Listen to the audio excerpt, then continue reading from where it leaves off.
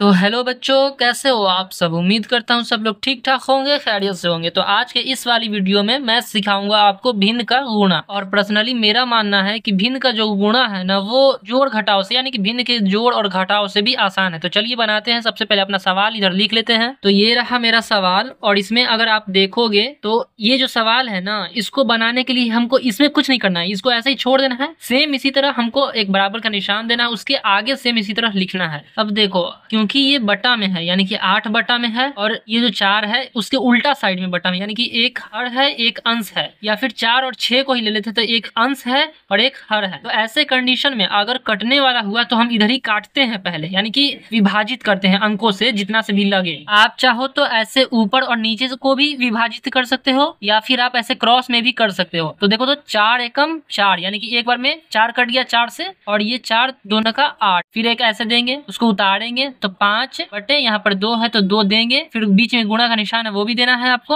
और ऊपर 1 है तो 1/6। अभी इसको आप ऊपर वाले को ऊपर से गुणा करोगे और नीचे वाले को नीचे से करोगे तो मेरा आएगा 5 गुणे 5 यानी कि 5 एकम 5 बटे 2 छका 12। यही है इसका आंसर। अब इसी तरह 2-4 और बनाते हैं। तो ये रहा मेरा दूसरा सवाल। जैसे कि लास्ट में मैंने बताया था, ऐसे ही उतार देना है आपको सेम चीज। 6 एकम 6, 6 दूना 12, 5 एकम 5, 5 चौका 20 कट गया। उतारेंगे 1 गुणे 1 यानी कि 1 बटे 2 गुणे 4 बराबर 8। अब यहाँ पर थोड़ा सा समझने वाली बात है, अगर बटा के ऊपर 1 रहे तो उसको लिखा जाता है, अगर बटा के नीचे 1 आए तो उसको नहीं लिखना है। मैं आगे अभी एक और एग्जांपल आपको देता हूँ। ये रहा मेरा तीसरा सवाल। अब इसको ऐसे ही लिख देंगे 24 बटे 8 गुणे 20 बटे 4। अब इन सब को आपस में काटते हैं तो 8 एकम 8, 8 त्रिके 24, 4 एकम 4, 4 पचे 20। कितना आएगा मेरा 3 है ऊपर में, और फिर इधर ऊपर में 5 है तो 3 पचे 15,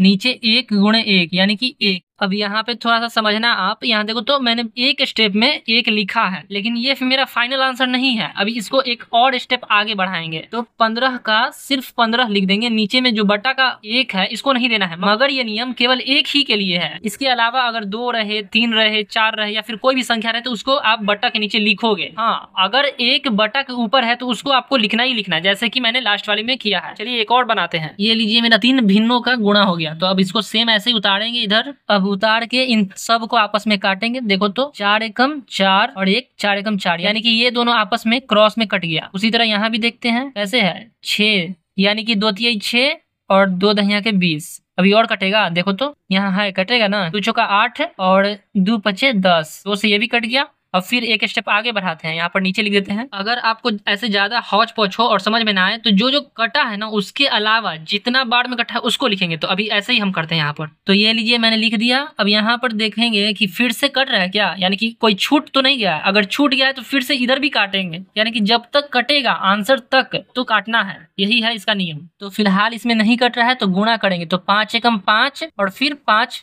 गुणे 5 यानी कि 25 आ गया। फिर नीचे देखेंगे 3 चौका 12 गुणे 1 यानी कि 12 एकम 12, 12 आ गया। अब देखो, तो ये कट रहा है आपस में, नहीं कट रहा है, नहीं कट रहा है तो इसको ऐसे ही छोड़ देंगे। एक और थोड़ा सा हार्ड वाला बनाते हैं और ये मेरा लास्ट होगा। तो ये रहा मेरा लास्ट सवाल। अब इसमें देखो आप, मैंने यहाँ लिख दिया सोल यानी कि सॉल्यूशन। चलिए, मैंने एक स्टेप बढ़ा दिया है। अब इसको काटते हैं। देखो, तो जो जो कटेगा ना उसको पहले काट देंगे एकदम क्लियर क्लियर। यहाँ तो देखो 20, ये 20 यानी कि एक एक बार में दोनों मेरा कट गया। फिर और कटेगा, बिल्कुल अभी कटेगा। देखो आप, 3 बार में ये कट गया, 2 तिहाई 6 और 2 चौका 8, 4 बार में ये कट गया। यहाँ पर 30 को हम 2 से काटेंगे तो 15 आएगा, और 2 से ही 50 को काटेंगे तो 25 आएगा।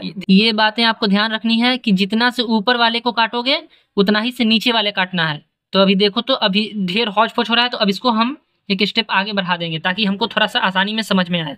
यहाँ पर मैंने बढ़ा दिया, अब हमको क्लियर समझ में आ रहा है। तो अब देखो, तो 5 एकम 5, 5 अठे 40, फिर 5 तिहाई 15 और 5 25। एक और स्टेप मैंने बढ़ाया। तो अब देखो, तो यहाँ पर देखो कटने वाला है कोई आपस में, ऐसे तो नहीं दिखाई दे रहा है। तो अब क्या करेंगे ना कि ऊपर वाले को सब ऊपर में एक जगह गुना करके बटा में लिख देंगे ऊपर, और फिर नीचे वाले को भी वैसे ही करके बटा के नीचे लिखेंगे। तो चलिए गुना कर लेते हैं। तो हमारा जो गुणनफल आया वो इतना है, 9 बटे 160। यहाँ पर आने के बाद भी अभी मेरा काम खत्म नहीं हुआ। अभी हम सोचेंगे, ध्यान लगाएंगे कि क्या कटेगा क्या अभी भी। तो मैंने गुणा किया 160 में 9 से भाग नहीं लग रहा, इसका मतलब कि ये मेरा एंड हो गया और यही मेरा इसका आंसर है। तो बहुत शुक्रिया कि आपने वीडियो देखी।